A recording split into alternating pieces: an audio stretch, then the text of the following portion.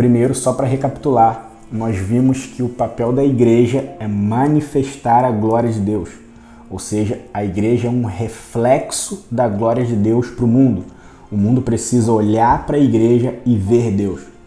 Depois nós falamos sobre a origem, a essência da igreja, tanto no sentido de carral, que é aqueles que ouvem a voz do seu pastor, vêm para dentro, se ajuntam ao rebanho, se fecham no seu redil e são formados, são moldados, são capacitados pelo seu pastor com relacionamento íntimo e profundo, e também eclésia, assembleia.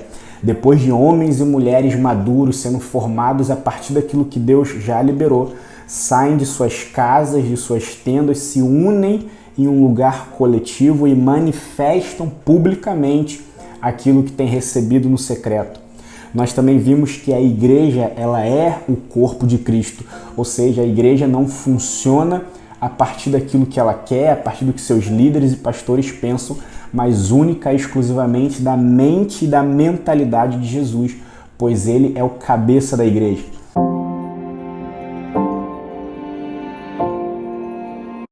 E de forma prática, de forma funcional, de forma objetiva e poderosa, nós chegamos nessa conclusão, no cerne de tudo aquilo que falamos, e eu gostaria de ler com vocês Atos capítulo 2, a partir do verso 42, que diz assim: E eles se dedicavam ao ensino dos apóstolos, à comunhão, ao partir do pão e às orações. Todos estavam cheios de temor e muitas maravilhas e sinais eram feitos pelos apóstolos. Os que criam mantinham-se unidos e tinham tudo em comum, vendendo suas propriedades e bem, distribuíam a cada um conforme a sua necessidade. Todos os dias continuavam a reunir-se no pátio do templo, partiam o pão e em suas casas e juntos participavam das refeições, com alegria e sinceridade de coração, louvando a Deus e tendo simpatia de todo o povo. E o Senhor lhes acrescentava diariamente os que iam sendo salvos. Atos capítulo 2, nós sabemos que é o texto da igreja primitiva, da igreja em sua primazia, em sua essência, e é um texto mais rico em detalhes a partir daquilo que a igreja precisa fazer, sobre aquilo que a igreja nasceu para fazer. E é um texto que nos enche de esperança, é um texto que faz com que o nosso espírito volte a queimar por aquilo que Deus colocou no nosso coração. É como se a gente olhasse para esse texto, esse relato de Atos capítulo 2, e não somente visse uma igreja utópica, mas víssemos uma igreja funcional, uma igreja verdadeira, uma igreja que é real, uma igreja em sua essência. E esse texto é muito rico em detalhes, rico em entendimento. O primeiro grande entendimento que salta aos nossos olhos é que como a igreja não somente se relacionava, mas como ela se manifestava com a sua comunhão e a unidade dos santos. Os 4 pilares que moviam e carregavam a igreja primitiva, a igreja de Atos, e que nós também temos para a nossa igreja local, para os nossos dias de hoje, é o ensino, a comunhão, o partir do pão e as orações. Esses são os 4 pilares não somente fundamentais, mas todos aqueles que têm como princípio, ou seja, que não são somente um fundamento, algo que precisa ser feito, mas é um princípio, ou seja, algo que é principal. Antes daquilo que precisa ser feito, vem o entendimento do porquê precisa ser feito. Então eles ensinavam, eles oravam, eles partiam pão e eles exerciam a comunhão. E é interessante que todos eram cheios de temor e muitas maravilhas e sinais eram feitos pelos apóstolos, pelos profetas. Todos na comunidade, todos na igreja estavam cheios de temor, porque, como nós acabamos de ver, não é sobre aquilo que fazemos, mas é sobre a mente que entendemos. Então, uma vez que todos estão juntos orando, partindo o pão, tendo comunhão e compartilhando do ensino da palavra, aquilo que Deus derrama sobre a igreja, aquilo que Deus derrama sobre a comunidade, não afeta somente um pastor, não afeta somente a liderança, mas afeta e escorre como um rio de água viva e toca toda a sua membresia, todos aqueles que estão envolvidos naquilo que Deus está fazendo, não naquele lugar físico, naquele lugar específico, mas naquela família espiritual. Como nós vimos um pouco antes, onde tiverem 2 ou 3 reunidos em meu nome, ali eu estarei. Ou seja, todos aqueles que estavam reunidos no nome do Cristo recebiam a mesma porção de temor, a mesma porção de amor, a mesma porção de entendimento. E como consequência disso, muitos sinais e maravilhas eram feitos pelos profetas e pelos apóstolos. Repare que eles não faziam nada para atrair as pessoas, eles não vendiam milagres, eles não mostravam seus poderes para que as pessoas pudessem chegar à igreja. Muito pelo contrário, eles iam para o cerne do princípio, ensinar a palavra, repartir o pão e orar junto. E como consequência disso, Deus fazia muitos milagres e sinais através deles, não porque eles queriam, porque eles precisavam. Porque nós entendemos que um milagre é sempre um sinal, como João diz, ou seja, o milagre não tem uma finalidade em si mesmo, pelo contrário, sempre aponta para algo maior. Então, toda vez que Jesus manifestava um milagre ou uma maravilha através daqueles discípulos e aqueles apóstolos, é como se ele estivesse falando: olhem para mim. Tudo isso que vocês estão fazendo aqui é para que vocês olhem para mim. E toda a comunidade se enchia de temor. E no verso 44 ele diz assim: e os que criam mantinham-se unidos e tinham tudo em comum. Verso 45, vendendo suas propriedades e bem, distribuíam a cada um conforme a sua necessidade, e todos os dias continuavam a reunir-se no pátio do templo. Isso aqui é muito poderoso, porque eles não somente tinham o mesmo Deus, o mesmo ensino e a mesma vida devocional e comum, mas tudo, desde bens materiais, desde conquistas materiais, desde recursos humanos, intelectuais e financeiros, tudo era compartilhado e tudo era em comum. Eu não acredito que na igreja de Atos, todo mundo que chegava na igreja, os discípulos pegavam, fazia com aquela pessoa um checklist ou uma lista, perguntando o que ela tinha, quais eram os bens, quanto ela ganhava. Eu não acredito que funcionava dessa maneira. Num olhar profético e espiritual, eu vejo um pessoal chegando na igreja e sendo tomado por algo tão poderoso, sendo contagiado por algo tão poderoso, que tudo aquilo que eles tinham era considerado como um nada, como Paulo vai ensinar mais à frente. E a única coisa que eles faziam era pegar tudo aquilo que tinham e depositar aos pés dos apóstolos. Como quem diz, nós precisamos urgentemente fazer parte disso que Deus está fazendo no meio de vocês. Nós queremos de maneira absurda participar disso que Deus está fazendo no meio de vocês. E eu não consigo mais ter muito e ver meu irmão ter pouco. Então, quando isso era depositado aos pés dos apóstolos, todos ali repartiam, e a partir de então eles tinham tudo em comum.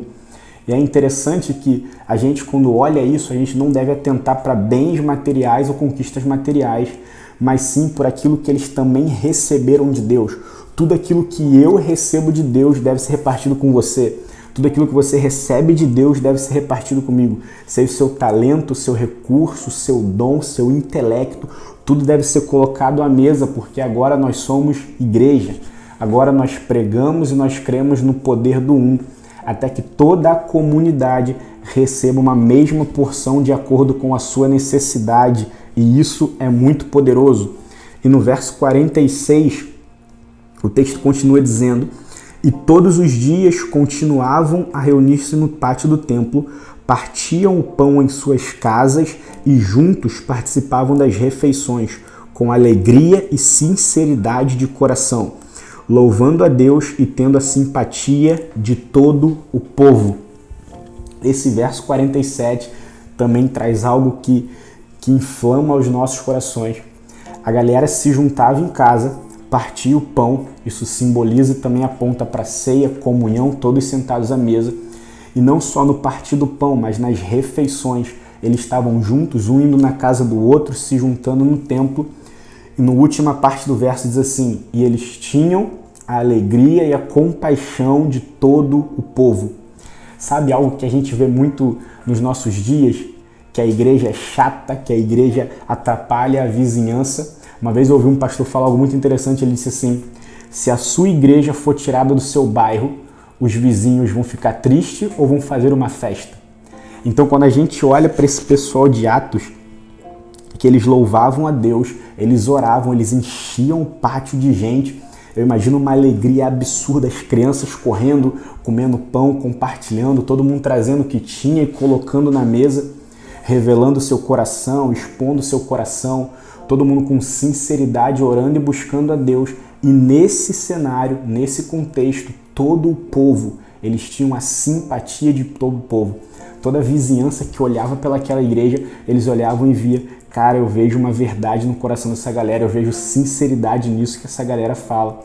E talvez, mesmo muitos ali não professando a mesma fé, muitos na vizinhança não tendo o mesmo Deus em comum, mas era notório que eles também eram tocados e afetados por aquilo que Deus derramava naquela comunidade, porque nós sabemos que aonde Deus está, aonde o nome de Deus é levantado, aonde Jesus se manifesta, as pessoas são afetadas. Então, mesmo de maneira indireta, mesmo que de maneira terceirizada, entre aspas, todo o favor de Deus, toda a provisão de Deus, toda a bênção de Deus que era derramado nessa igreja, ela certamente escorria para toda a vizinhança e todos os seus vizinhos, todo mundo que estava próximo dali recebia e compartilhava daquilo. O grande papel da igreja, nós já vimos que é manifestar a glória de Deus. E uma das potências, ou da maneira de potencializar a glória de Deus, é não somente nós sermos cheios, mas nós afetarmos todos aqueles que nos cercam. Quando a igreja se enche da glória de Deus, não somente o seu favor, a sua graça e a sua bênção vem sobre nós, mas como um rio, como uma instalação hidráulica, tudo isso escorre por nós e afeta toda a nossa comunidade, todos os nossos vizinhos, e pelo simples fato de sermos igreja, sentarmos à mesa, compartilhar o pão, compartilhar o ensino da palavra, dividir as nossas refeições, nós já ganhamos e já obtemos a simpatia de toda a nossa vizinhança, somente por aquilo que somos. E o verso finaliza da seguinte maneira: e o Senhor lhes acrescentava diariamente os que iam sendo salvos.